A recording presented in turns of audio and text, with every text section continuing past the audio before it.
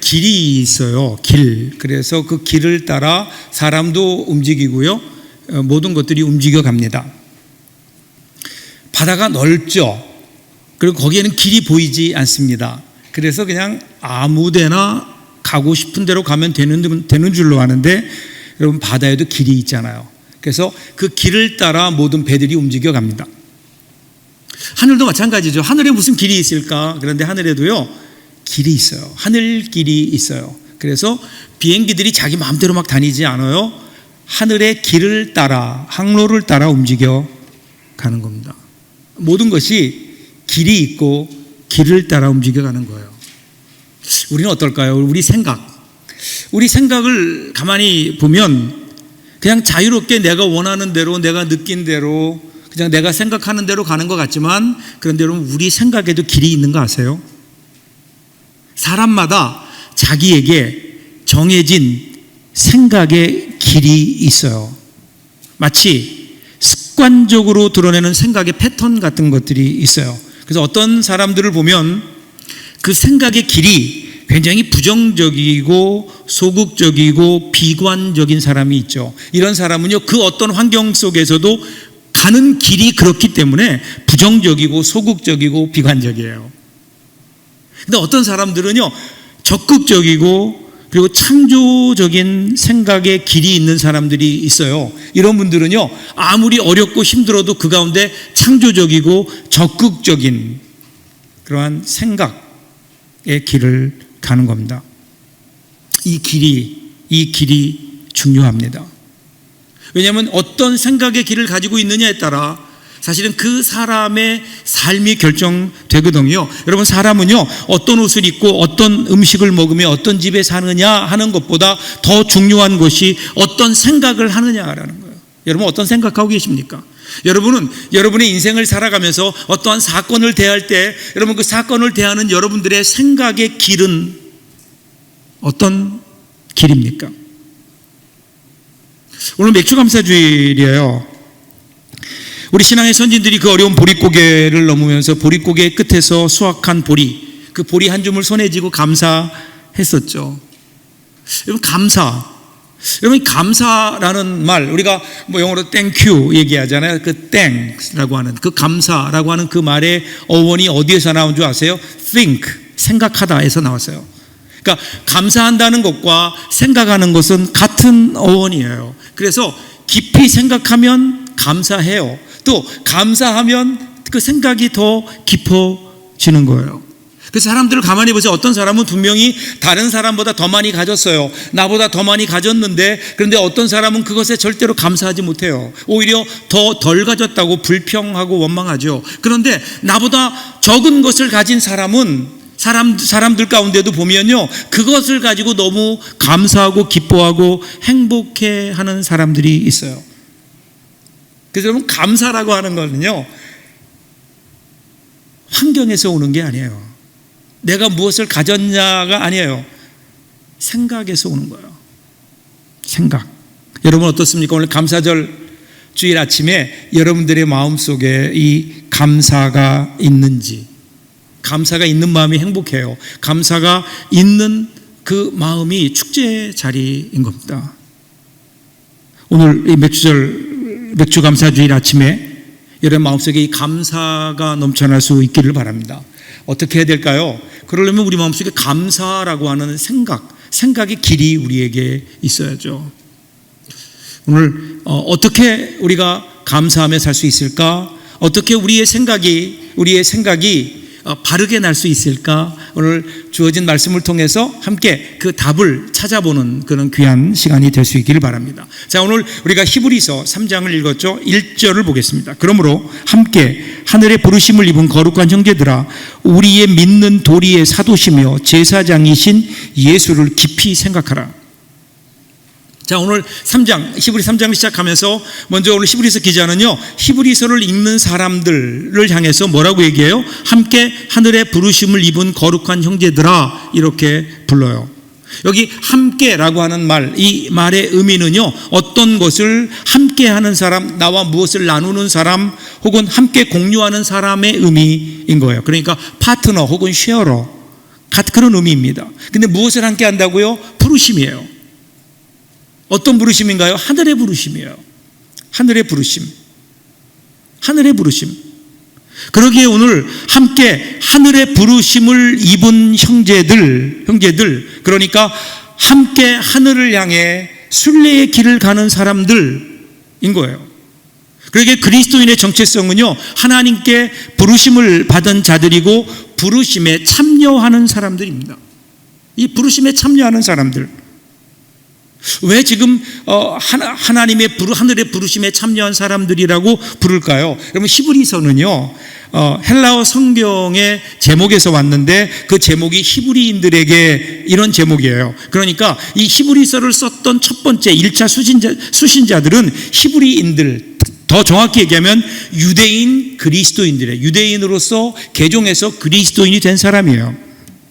그러니까 그런데 이렇게 유대교를 믿다가 어느 날 예수 그리스도의 복음을 듣고 그 복음을 듣고 마음이 감동이 됐어요. 그래서 예수 믿기로 작정했어요. 개종한 거예요. 그런데 그렇게 되어진 유대인들 가운데 여러 가지 시련들이 오고 환경이 열악해지면서 이제는 유대교로 돌아가야 하는 것이 낫지 않을까라고 하는 사람들이 생겨나기 시작합니다. 시간이 지나면서 계속되는 박해, 그리스도인들에 대한 박해와 핍박 때문에 그들의 믿음이 흔들리게 되고 교회에 대한 자부심도 점점 없어져 가고요. 유대인들의 회당에 비하면 상대적으로 초라하게 보였던 교회를 바라보면서 그러면서 그들의 그 믿음이 흔들리기 시작했던 것으로 보여집니다. 이런 것들이 복합적으로 작용하면서 교회가 흔들리고 믿음이 흔들리고, 그래서 이것을 안 히브리서 기자가 지금 그 유대인 그리스도인들에게 편지를 쓰면서 이렇게 얘기하는 거예요. 너가 누군지를 아니? 네가 누구인가를 지금 잊어버렸구나. 너는 하늘의 부르심을 받고 그 부르심을 향해 나아가는 사람들이야. 정체성을 다시 확인해 주는 거예요. 여러분, 오늘 이 시대에 우리에게도 이 정체성을 확인해야 되지 않을까요? 오늘 우리 그리스도인들이 과연 누구입니까? 특별히 지난 3년여 가까이 팬데믹 상황을 지나면서 한국 교회는 과연 내가 예수 믿는 게 무엇인가? 교회는 과연 무엇인가? 나는 예수를 믿는 것이 잘하고 있는 것인가? 예수를 믿는다고 하는 것에 대한 자부심도 떨어지고, 과연 내가 신앙인으로서 무엇을 위해 어떻게 살아가고 도대체 내가 누구인가에 대한 질문이 오늘 우리의 그 믿음을 혹시 흔들고 있죠. 흔들고 있는 상황을 보게 됩니다. 여기에서 우리는 기억해야 됩니다. 상황에 흔들리지 말고 우리가 누구인가를 먼저 확인해라. 여러분, 토끼와 거북이 경주 이야기 아시죠? 아시죠? 네. 누가 이겼죠? 네. 아직 모르세요? 토끼가 이겼어요. 거북이가 이겼어요. 죄송해요. 제가 갑자기 당황했어요. 여러분들. 그래서 거북이. 근데 여러분, 그 후에 재미있는 이야기가 있어요. 경주에서 거북이가 이겼잖아요. 이겨서 어깨가 으쓱해진 거예요. 그래서 기분이 좋아서 룰루랄라 걸어가고 있는데 하나님이 나타나셨어요. 그래서 하나님 제가요 오늘 토끼랑 경주에서 제가 이겼어요. 그때 하나님께서 뭐라 그러셨냐면요, 야 거북아, 너 왜 그런 짓 하니? 왜 땅에서 토끼랑 경주하니? 토끼를 이기고 싶었니? 야, 땅은 너의 경기장이 아니잖아. 너의 경기장은 바다야. 너는 바다에서 누구보다도 우아하게 헤엄칠 수 있지. 너는 토끼가 아니라 거북이로 있을 때가 가장 멋지단다. 그러면서 하나님이 이 말씀을 덧붙이셨대요. 야, 땅에서 토끼보다 빠르게 뛰는 거북이를 보면 사람들이 놀래서 너 총으로 쏠지도 모른다.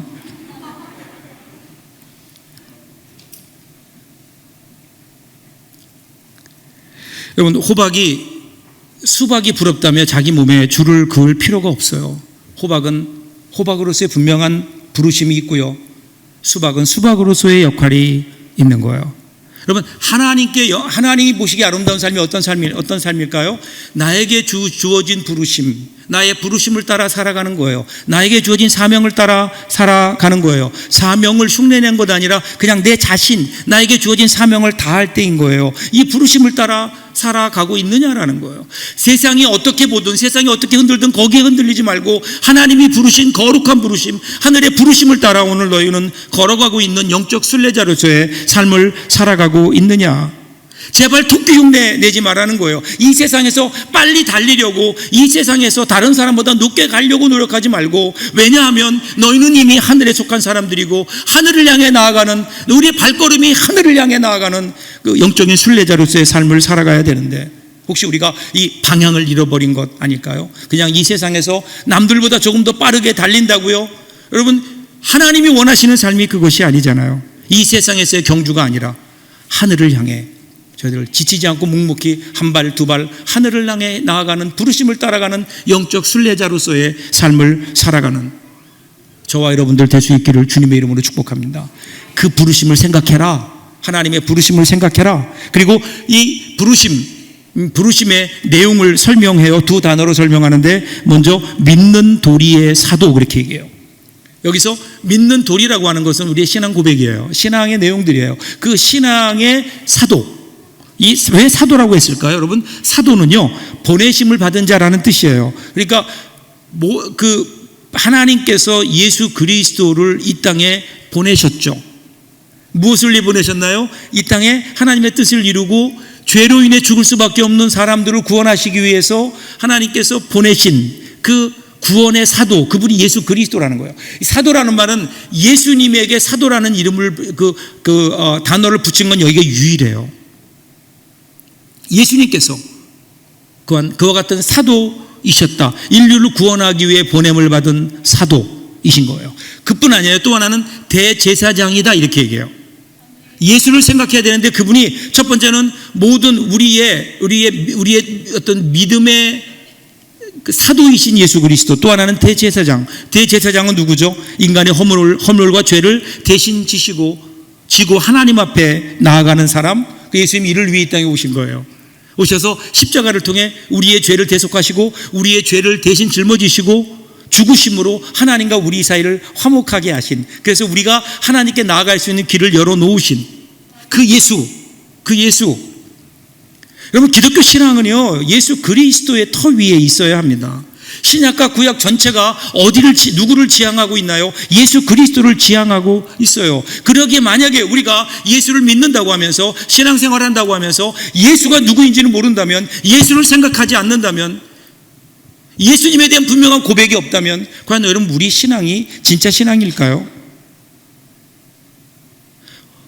우리 신앙의 내용을 무엇으로 채워야 될까요? 우리의 생각을 무엇으로 채워야 될까요? 우리 믿음을 과연 무엇으로 채워가야 될까요? 그것은 예수 그리스도예요. 예수 그리스도께서 이 땅에 오셔서 하나님의 부르심을 따라 이 땅에 오셔서 이루어 놓으신 그 일들을 우리는 생각하며 우리는 그 주님의 뒤를 따라가는 거죠. 시선을 다른 데로 돌리지 마세요. 신앙의 가장 중요한 내용은 우리의 눈은 예수 그리스도를 향해야 되는 거예요. 신앙이라고 하는 것은 세상의 것들로 나를 채워가는 게 아니에요. 예수 그리스도로 나를 채워가는 거예요. 오히려 이 세상의 것들이 나를 주장하지 않도록, 나를 주관하지 않도록, 이 세상의 생각들이 내 생각을 이끌어가지 않도록, 그러기 위해서 우리는 오히려 예수 그리스도의 생각으로 우리를 먼저 채워가는, 예수 그리스도의 마음을 내가 품게 되고 예수 그리스도의 비전을 따라 함께 나아가는 그 귀한 삶을 살아가는. 그래서 오늘 성경은 예수를 깊이 생각하라, 깊이 생각하라 그러면서 NIV 성경에서는요, 이 생각하라, 이 단어를 fix라는 말로 써요. 너의 생각을 고정시켜라. 어디에요? 예수님에 고정시켜라. 여러분, 기억하세요. 생각하는 대로 살지 않으면요, 그냥 사는 대로 생각하게 되는 게 우리 인생이에요. 생각 없이 그냥 되는 대로 살면 어떤 삶이 될까요? 삶이 혼란해져요. 방향을 잃어버려요. 혼돈과 다툼, 무질서한 삶을 살아가는 거예요. 예수를 깊이 생각해야 됩니다. 오늘 이 시대 혹시 생각 없는 신앙 오늘 우리에게 있는 거 아닐까요? 예수를 믿기는 믿는데 우리의 생각이 없어요. 우리 안에 예수에 대한 생각이 없어요. 그러면 오늘 우리는 어디로 갈까요? 그래서 우리 삶이 이렇게 세상을 향해서 방만하게 살아가고 있는 것은 아닌가. 그러니까 아무리 기도하고 우리의 삶이 열심히 뭔가를 노력하는 것 같은데 우리 삶 속에 구체적인 열매가 없는 이유, 그것은 예수에 대한 생각, 예수로 우리의 생각이 채워지는, 예수님의 생각이 나의 생각이 되는 그러한 경험이 없기 때문이 아닐까요? 생각하지 아니하면요, 생각이 없는 종교 미신이에요. 생각하지 않는 믿음 맹목적인 거예요. 오늘 우리 한국 교회의 믿음이 혹시 생각 없는 믿음은 아닐까? 생각. 요즘에 그 스마트폰이 생활화되면서 사람들이요, 사색은 하지 않고 검색만 해요. 여러분, 지난 한 주간 동안 보세요. 얼마나 많은 걸 검색하셨나요? 요즘은 검색 없이는 아무것도 안 돼요. 어디 밥 먹을래? 기다려. 밥 먹는 것도 우리가 결정하지 않고 검색해요. 쇼핑도, 심지어는 숙제도 검색합니다. 그래서 여러분, 최고의 인터넷 검색 사이트 구글이라고 하는 그 사이트의 로고가요, 무한을 상징하잖아요. 엄지와 검지의 터치만으로 무한대로 펼쳐져 있는 정보의 세계를 한번 누려보라는 겁니다. 정보 필요하죠. 검색 필요합니다. 필요할 때는 검색도 해야죠. 그런데 여러분, 검색이 다라면 여러분, 우리 인생 얼마나 삭막할까요? 검색은 정보는 주지만 통찰력은 주지 못합니다. 여러분, 마른 가지에 맺혀 있는 1000개의 빗방울들, 사랑하는 사람과 함께 걸었던 그 오솔길, 그리고 그 길을 비추었던 햇살, 자녀의 목구멍으로 밥이 넘어가는 소리, 검색할 수 있나요? 그런데 여러분, 그런 것들이 우리 인생을 행복하게 하잖아요. 그것이 우리 인생의 진정한 행복이잖아요. 근데 어느 때부터인가 우리가 이러한 사색을 통해서 우리에게 주신 은혜를 생각하며 그 안에 숨겨져 있는, 그 안에 녹아있는 행복을 누리기보다 그냥 우리는 검색으로 끝나고 있는 것은 아닌가. 여러분, 신앙이 뭘까요? 신앙은 생각하는 거예요. 하나님의 은혜를 생각하는 거예요. 생각을 통해서 우리는 우리의 삶 속에 숨어 있었던, 녹아 있었던 하나님의 은혜를 발견하는 거예요. 그럼 그때 우리는 비로소 감사할 수 있죠. 여러분, 기억하세요. 엄지와 검지가 움직이기 전에 우리의 머리와 가슴이 움직여야 됩니다. 사색하는, 생각하는. 우리의 신앙도 그렇지 않을까요? 우리의 신앙 어떻게 해요? 어떻게 할 수 있을까? 2절 보세요. 저가 자기를 세우신 이에게 신실하시기를 모세가 하나님의 온 집에서 한 것과 같으니, 여기에 저는 예수님이에요. 그리고 자기를 세우신 이는 성부 하나님이세요. 그러니까 예수님께서 성부 하나님께 신실하셨다, 이 말은요, 하나님의 보내심을 받은 사도로서의 사명을 충실하게 잘 수행하셨다라는 거예요. 그러니까 지금 성경은요, 히브리서는 회중의 옷소매를 끌어당기면서, 여러분 잘 들으세요. 오늘 내가 하려고 하는 이야기의 주제는 예수님의 신실하심, 충성에 대한 거예요. 이렇게 말하고 있는 것처럼 들립니다. 예수님의 충성을 얘기하면서 바로 이어서 그들에게, 히브리서를 읽는 그 사람들에게 아주 익숙한 한 사람을 소개해요. 그게 누구예요? 모세예요. 여러분, 유대인들에게 가장 그 위대한 인물, 그러면 모세거든요. 모세, 그도 하나님의 보내심을 받은 사도였어요.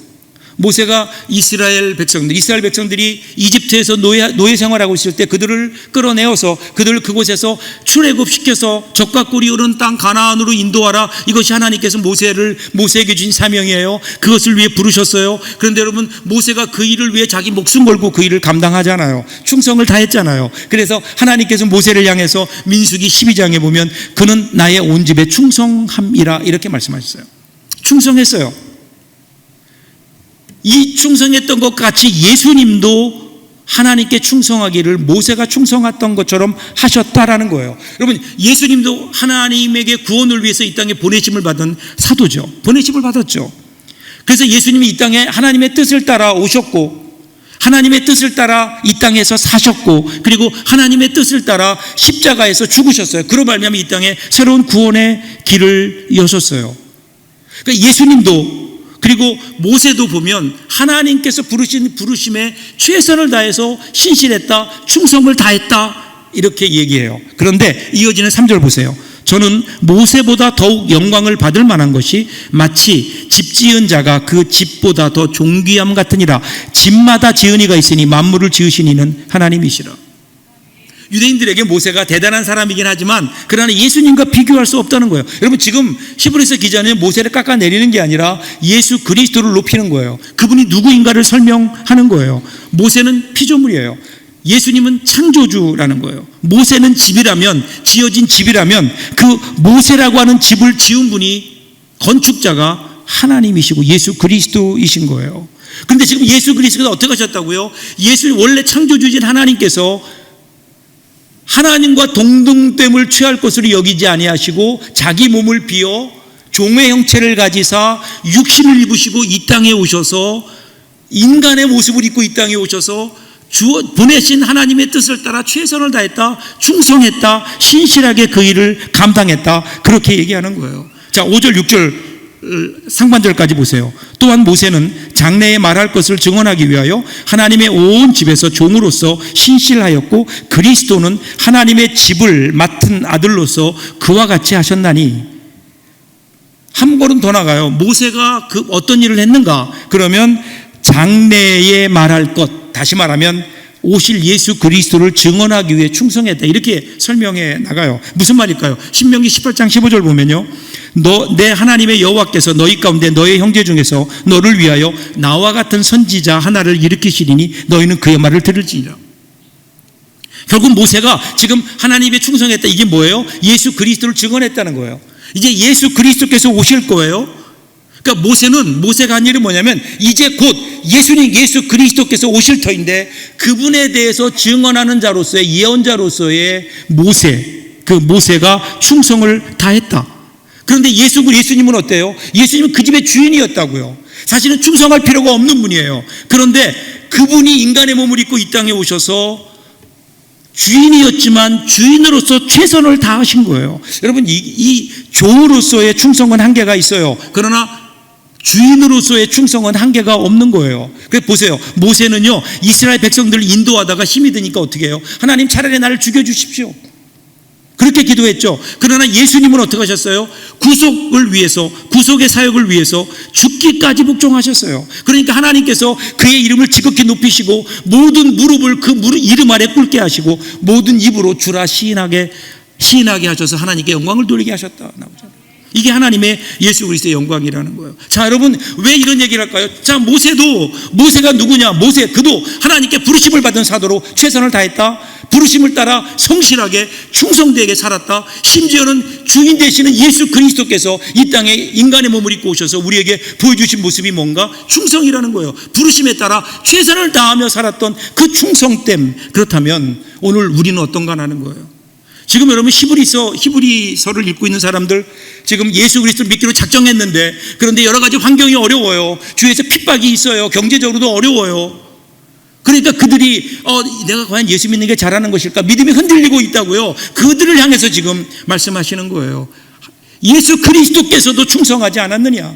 환경을 뛰어넘어 하나님의 부르심을 따라 그 부르심의 길을 묵묵히 걸어갔는데 오늘 너희가 오늘 당하는 이 조그만 어려움 때문에 예수 믿는 믿음이 흔들린다고? 예수 그리스도를 좀 바라보라는 거예요. 예수 그리스도를 생각해 보라는 거예요. 사랑하는 여러분, 오늘 우리가 지난 3년 가까이 우리에게 있었던 이 코로나 때문에 혹시 우리 믿음이 흔들리고 있지 않나요? 우리의 정체성이 흔들리고 있나요? 우리를 향한 부르심이 혹시 희미해지지 않았나요? 그래서 정말 이제는 신앙생활이 어렵다고 생각하시나요? 다시 한번 힘을 내라는 거예요. 누구를 보면서요? 예수 그리스도를 보라는 거예요.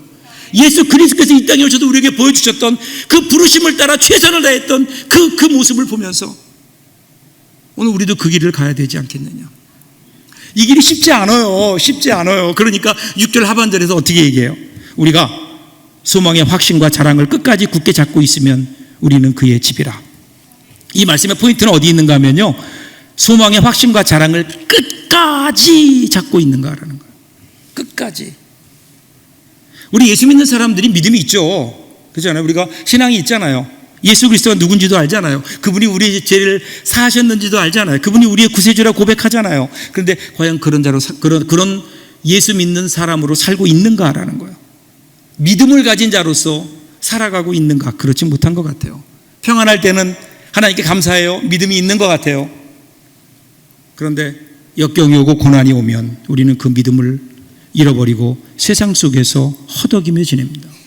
근데 정말 믿음의 시기는 그때가 아닐까요? 여러분, 평안할 때 잘 지내는 거는요, 평안할 때 감사하는 건 누구나 할 수 있어요. 예수 믿지 않아도 할 수 있다니까요.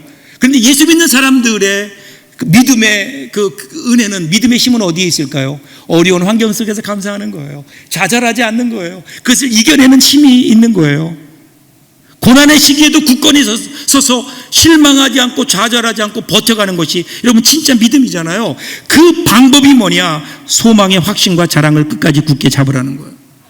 오늘 혹시 우리가 이걸 놓치고 있는 것은 아닌가? 이 부르심을 우리가 놓치고 있는 것은 아닌가? 그래서 오늘 성경은요, 예수 그리스도를 바라보아라. 사랑하는 여러분, 여러분의 눈은 지금 어디를 향해 있습니까? 예수님을 바라보고 예수님을 보고 세상을 보잖아요. 그러면 세상이 작아 보여요.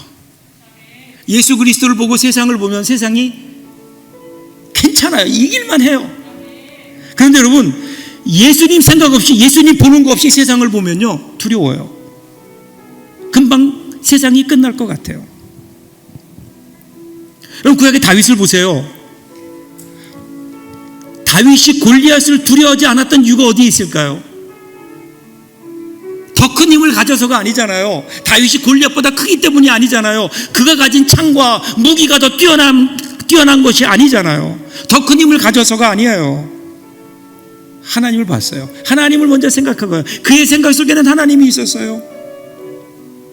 그 생각 속에 하나님이 계셨어요. 그 하나님을 보고 그 하나님의 생각으로 골리앗을 보니까 이길 수 있는 거예요. 두렵지 않은 거예요. 오히려 이 세상에서 그가 크기에 맞출 수 있는 확률이 더 높아지는 거예요. 여러분, 이것이 예수님을 바라보는 사람들, 예수님을 생각하는 사람들의 능력이 아닐까요? 여러분, 구약의 요셉을 보세요. 요셉은 얼마나 많은 상처와 그리고 아픔이 있었을까요? 형제들에게 배반당해서 이집트로 팔렸어요. 그래서 겨우 열심히 최선을 다해 일했는데, 최선을 다해 일하면 성공하지 않을까? 그런데 배반당해요. 그래서 감옥으로 가요. 감옥에서도 열심히 최선을 다했는데, 그런데 거기에서도 자기를 기억해 주겠다 해놓고 기억하지 못해요. 사람들에게 또 배반을 당해요. 그 속에서도 그는 실망하지 않는 거예요. 이유가 어디에 있었을까요? 하나님을 묵상하는 거예요. 그 아픔들이 왜 없겠어요? 그 상처가 왜 없겠어요? 그럼에도 불구하고 그는 하나님을 묵상하는 거예요. 하나님을 생각하는 거예요. 약속하신 것은 반드시 이루신다는 그 하나님, 그 하나님의 능력이 오늘 내 삶을 변화시킬 수 있다는 분명한 믿음을 가지고 능력의 하나님을 묵상한 거예요. 그러면서 그는 그의 내면을 하나님으로 채워갔어요. 그랬더니 더 이상 상처가 그의 삶에 영향을 주지 못해요. 사랑하는 여러분, 오늘 우리의 삶이 그러지 않을까? 어느 순간 우리는 이 세상에 막 살다 보니까 우리 속에 여러 가지 세상의 잡동사니들이 다 들어와 있어요. 그것이 우리의 생각을 자꾸만 이끌어 가려고 해요. 사랑하는 여러분, 오늘 성경은 우리에게 분명히 얘기해요. 예수 그리스도를 좀 생각하라고요. 우리의 생각을 세상의 것이 아니라 예수 그리스도로 채우라고요. 그러다 보면 어느 순간 그 예수님의 생각이 나의 생각이 되고, 예수님의 성품이 나의 성품이 되고, 예수 그리스도를 통해서 세상을 바라보는, 여러분, 그때 세상은 달라 보이지 않을까요? 내가 아니라 예수 그리스도를 통해서 바라보는 세상. 오늘 이 귀한 감사절 아침에 저와 여러분들에게 이 은혜가 있기를 바랍니다. 이번 한 주간 동안도 예수 그리스도의 생각으로, 예수 그리스도를 통해 세상을 바라봄으로 승리하며 살아가는 저와 여러분들 될 수 있기를 주님의 이름으로 축복합니다. 기도하겠습니다.